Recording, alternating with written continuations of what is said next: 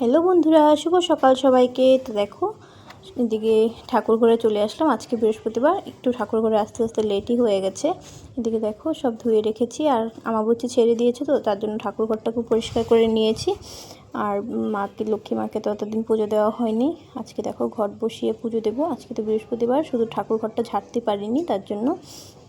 এদিকে দেখো কত রকমের ফুল এনেছে। বেশি ফুল থাকলে পুজো দিতেও ভালো লাগে বলো, কিন্তু বেশি ফুল দেওয়া যাবে না, কারণ আমার শাশুড়ি মাও গোপাল গুরুদেবকে পূজা দেবে।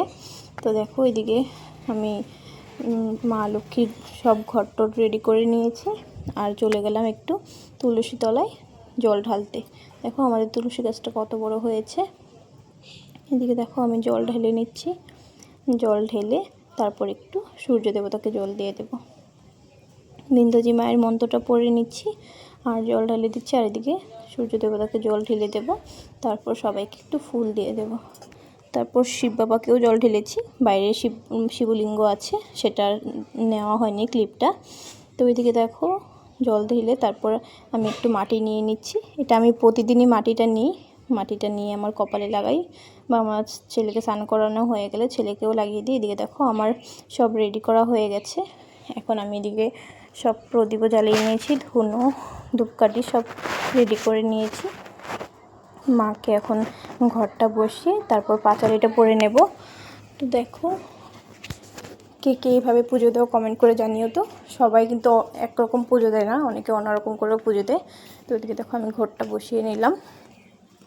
তারপর ঘট বসিয়ে তারপর এদিকে এখন ধুনো দেখিয়ে দিচ্ছি।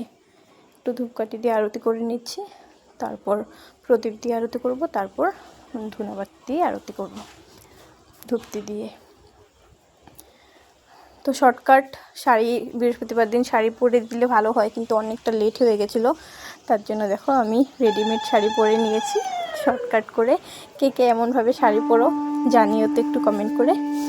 অনেকটা লেট হয়ে গেছিলো, আজকে ছেলের এক্সাম ছিল, সকাল সকাল যেতে হয়েছে। একদম দিতে নিয়ে যাওয়া হয়েছে। আমার ছেলের শরীরটা বেশি ভালো না। তো এদিকে দেখো শঙ্খটা বাজিয়ে নিচ্ছে। আগে শঙ্খটা জানো অনেক সুন্দর বাজতো, কিন্তু এখন ইদানিং খুব কম আওয়াজ হচ্ছে, বেশি আওয়াজ হয় না। তো এদিকে পাঁচালিও পরে নিচ্ছি। তারপর এদিকে দেখো আমার পুজো দেওয়া প্রায় কমপ্লিট হয়ে গেছে। তো সবাইকে জানাই আবার শুভ বৃহস্পতিবার, সবাইকে অনেক অনেক শুভেচ্ছা। তো দেখো পুজো দেওয়া কমপ্লিট হয়ে গেছে, চলে আসলাম। এখন যাব রান্না করতে, অনেকটা লেট হয়ে গেছে, আজকে 11:30 বেজে গেছে পুজো দিয়ে বেরোতে। তো সবাইকে জানাই টাটা।